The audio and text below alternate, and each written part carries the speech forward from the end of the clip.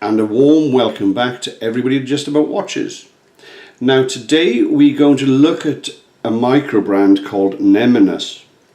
They're a space themed watch design that is trying to evoke and pay tribute to space exploration and outer space, as in the planets, solar system, the moon, etc. And in this DLC version of the Moon Explorer, they captivate that very, very well. As I bring it in, you'll see that it has not only the starburst dial, but they also have in the smaller dial, you can see there, a three-dimensional moon. That is absolutely brilliant when you see it in your hand. You can't really get the benefit of it when you're looking through a camera lens. You get reflections and all sorts, but the detail in this watch is absolutely incredible. As you look at the second hand sweeping across, just take a peek at the back end of it and you'll see the half crescent moon. So much attention. The fingers, the hour markers and minute marker are tribute to the fuel and rocket launch themselves. The two red marks along the hour marker, or the minute marker, I beg your pardon, are the fuel tanks themselves, with the white being the rocket that would go up into space. And when you look at the back of it, you know where that rocket is destined. Now the back is absolutely gorgeous. It is very, very reminiscent of the space station's windows, and you can imagine being an astronaut looking out down to the Earth's atmosphere with the clouds and blue sky. They've really worked well on the design of this and captured it beautifully. There's so much to be said about thought processes when it goes into micro brands. A lot of attention gets lost in translation when they try to put it from a render into an actual watch. But they've achieved this very, very well with the Neminus Moon Explorer. They do have a stainless steel version, but this DLC diamond-like coating gives it some kind of flavour that it needs that extra bit of hardness and durability to withstand outer space, and that's a clever aspect to this themed watch. There are nuances that the black actually hide, and as I bring this in you can see that on the crown they've got the engraving. As I turn this around, you look and you will see that there are attentions such as the very neatly embedded helium escape valve and the model plate that are very neatly put into the casing. I love the little touches, the attention to detail with the screw for the buckle replacement, or rather the strap placement. I think that is absolutely fantastic, certainly on a micro brand. Everything about this watch is right. You have little features that Trekkies would recognize, the conical shapes which are demonstrating what you would see on the thrusters and boosters of rockets that go out to space. The hands, as I've said, epitomize and illustrate what the fuel tanks and the main rocket itself would look like. It conjures up that thought, that imagery, and for that to be achieved is no simple task, but they've done it and they should be proud of that fact. I've looked at several reviews with regards to this, and quite frankly they've not done this model justice at all. It really is very high quality. You look at the rubber on the strap, it has that very, very sci-fi look of the V and grooves, very Star Trekky, and I think that's where this market might really be successful, in the arena of the sci-fi fanatics. but it also has room in horology because there aren't many pieces that have gone where other watches have not gone before. That is a play on words with regards to Star Trek's theme, boldly go where no man has gone before. I think that Neminus have been daring in doing so, and they have succeeded.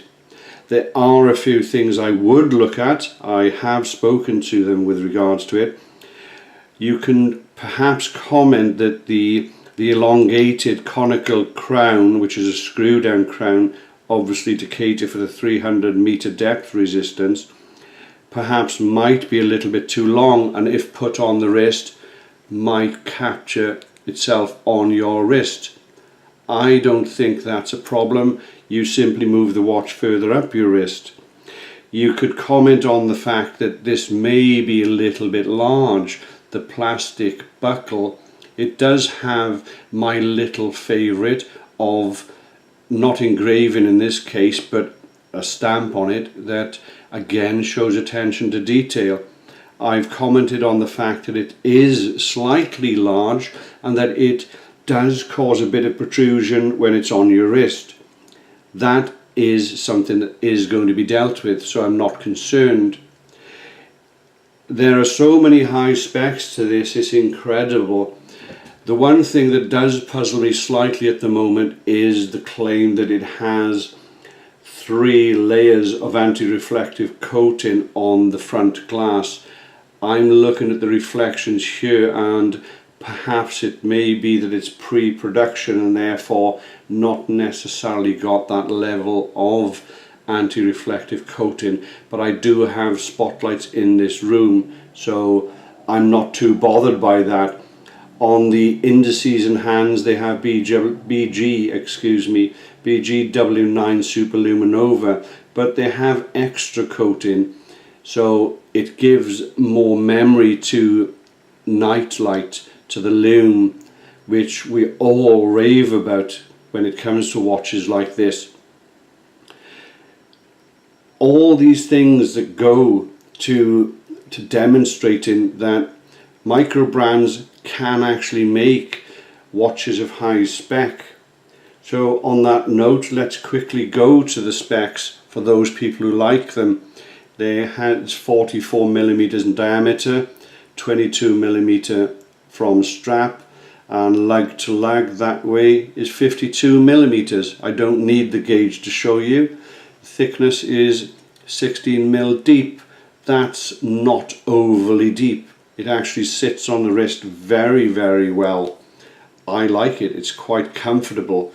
I've tested it to a depth of 154 meters exactly. I can't get to there are a few trenches in the North Sea just off, I believe it's Norway, well not believe, I know it's Norway, where I might be able to get this depth rated, but quite frankly I don't think many people that are going to wear this are going to go 300 meters. But it's done 150 meters plus, and therefore I'm more than happy. I'm one of these people who tests watches. I don't just take them out of plastic bags, harp on about the specs and say how pretty a watch is or isn't. I'll tell you warts and all about the features and functions of the watch and whether or not it actually stands to what it claims. Little things that might not bother other people, such as the bezel, that bothers me if it isn't working correctly, if it doesn't feel firm in the hand. There's absolutely no play on this whatsoever. It really is well crafted and well machined. Again, you have the main lume pip, which has that memory to last the entire night. I've tested that. I've put this watch in the freezer. It's managed 24 hours quite easily. I've put it under an ultraviolet sunbed type lamp to mimic the sun, to see if I can do anything I can to this watch. It survived quite easily. I've left it in a bowl of water for over 24 hours just to see if it would stand that. It did without batting an eyelid. Not that watches can bat eyelids, of course, but you know what I mean. I've done just about everything I can to beat the crap out of this watch, to see if I can find faults. I found that the anti-glare isn't, or the anti-reflection, either way you call it, they're both the same thing. That doesn't stand with me just at the moment, but I do believe that's pre-production. I don't think that the buckle needs to be quite so large. Again, that is something that's been dealt with. We'll go on to the one thing that I really think is absolutely amazing how they've managed to do it, and that's the Swiss movement they've put in this piece. Don't forget that very few microbrands bother to do this or can't afford to do it. They've put in this a Swiss-made Sellita SW200.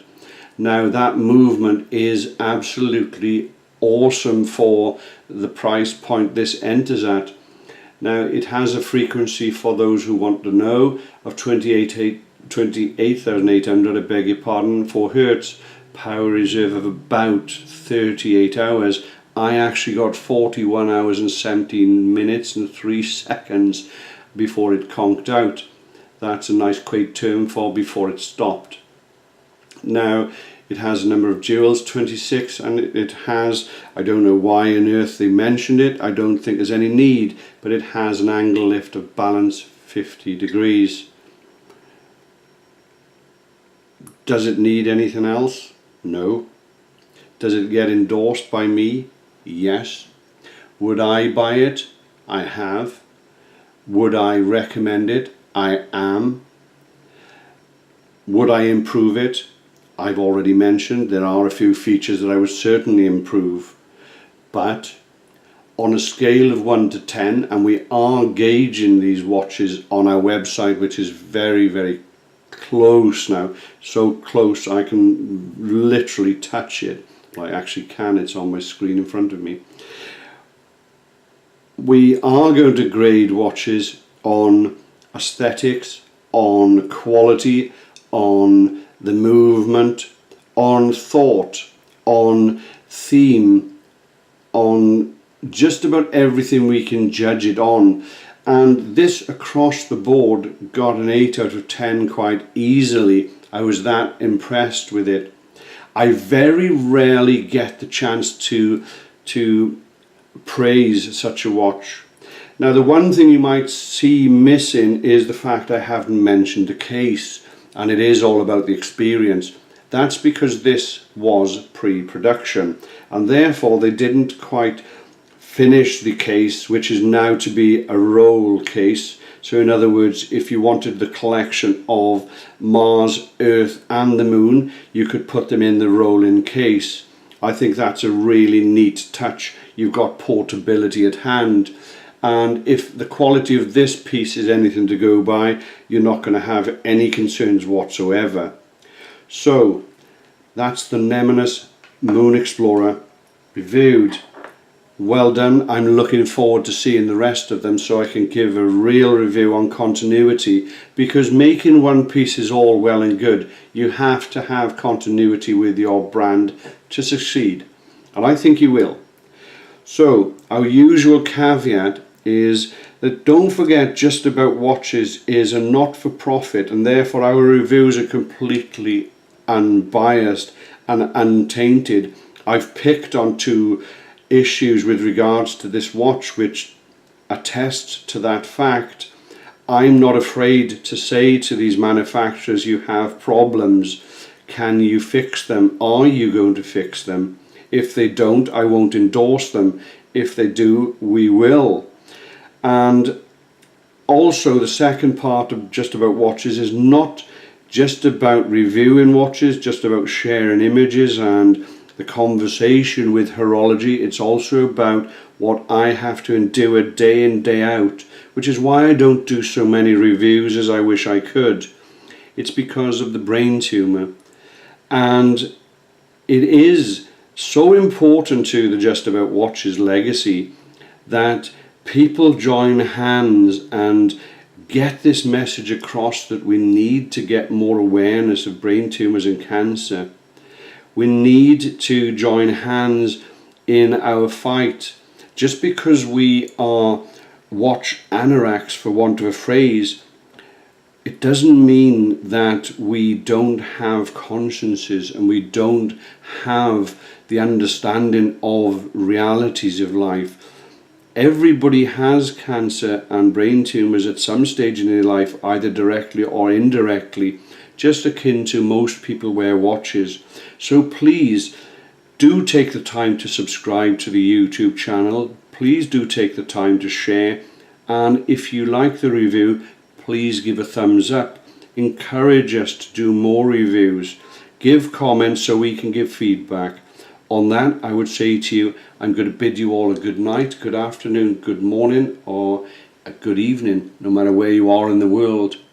But most of all, I'd like to wish you good health. Goodbye.